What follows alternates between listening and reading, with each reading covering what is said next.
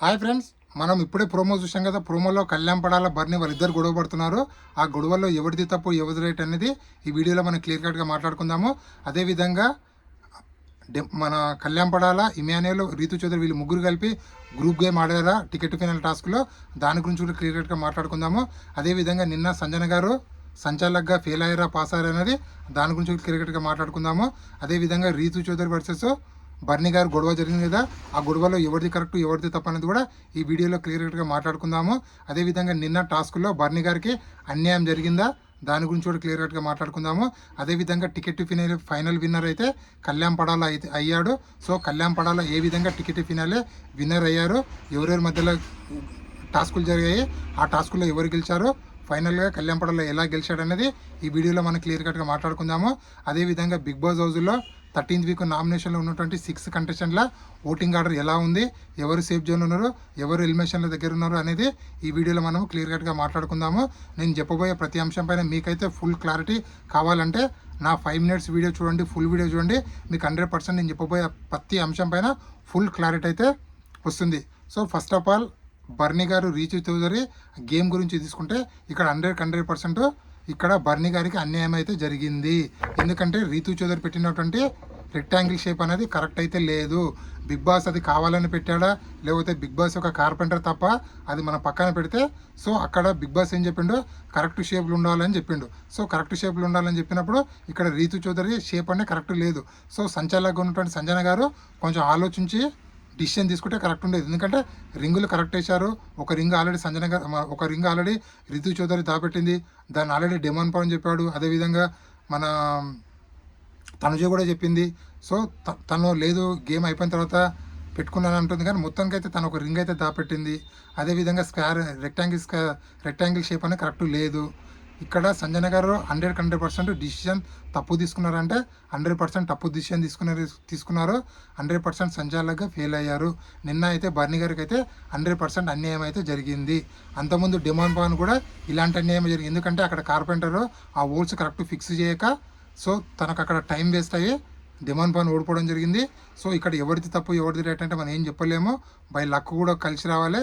ఇక్కడ నిన్న సంజన గారి రూపంలో రీతు చౌదరికి లక్ అనేది కలిసి వచ్చింది కాబట్టి నిన్న సంజన గారు రీతు చౌదరి విన్నర్ అని చెప్పడం జరిగింది.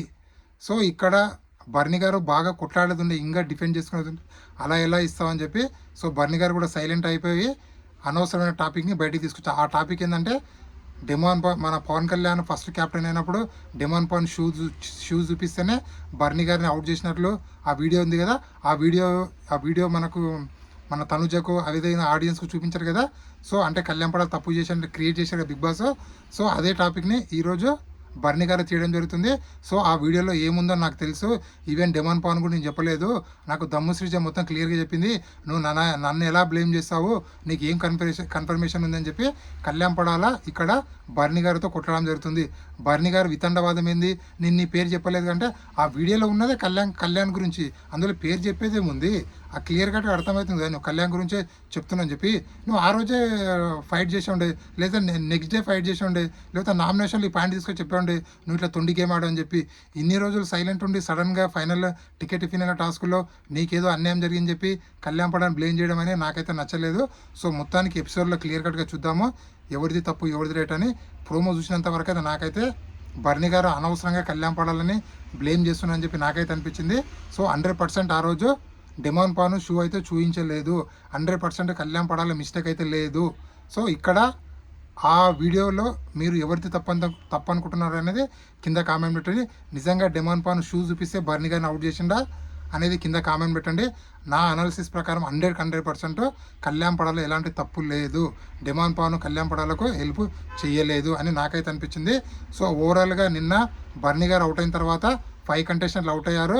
సంజన గారు, సుమన్ శెట్టి, తనుజ, డిమాండ్ పవన్, బర్నీ వీళ్ళు 5 మెంబర్స్ అవుట్ అయిన తర్వాత ఇమాన్యుయల్, రీతు చౌదరి వీళ్ళిద్దరి మధ్యలో బిగ్ బాస్ ఒక టాస్క్ పెడతారు. ఆ టాస్క్లో రీతు చౌదరి గెలవడం జరుగుతుంది. సో రీతు చౌదరికి అలాగే కళ్యాణ్ పడాలకు ఫైనల్ టాస్క్ అయితే పెట్టడం జరుగుతుంది. ఆ ఫైనల్ టాస్క్లో కళ్యాణ్ పడాల గెలిచి టికెట్ ఫినల్ విన్నర్ అయితే అవ్వడం జరిగింది. సో ఫస్ట్ ఫైనలిస్ట్ అయింది కళ్యాణ్ పడాల.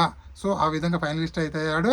అదేవిధంగా నామినేషన్ ఉన్నటువంటి 5 కంటెస్టెంట్ల ఓటింగ్ ఒకసారి పరిశీలిస్తే మన తనుజ ఓటింగ్ 30% కొనసాగుతుంది.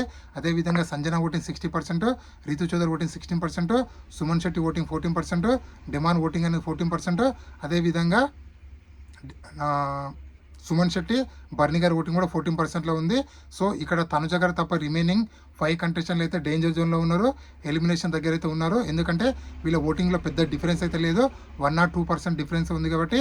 సో బిగ్ బాస్ ఈ వారం డబుల్ ఎలిమినేషన్ పెడతారా, సింగిల్ ఎలిమినేషన్ పెడతారా చూద్దాము. అదేవిధంగా నామినేషన్లో ఉన్నటువంటి 6 కంటెస్టెంట్లు మీరు ఎవరికి సపోర్ట్ చేస్తున్నారు, అలాగే బిగ్ బాస్ టైటిల్ విన్నరు కళ్యాణ్ పడాల అవుతాడా, ఇమాన్యుయల్ అవుతాడా, లేకపోతే తనుజ అవుతుందా అనేది కింద కామెంట్ పెట్టండి. వీడియో నచ్చితే లైక్ చేయండి, షేర్ చేయండి, సబ్స్క్రైబ్ చేసుకోండి. అదేవిధంగా నా ఇన్స్టా ఐడిని కూడా ఫాలో అవ్వండి. ఇలాంటి కొత్త కొత్త వీడియోలు ఎప్పుడప్పుడు అందిస్తుంటాను. నేను మీ జ్ఞానేశ్వర్. జై హింద్.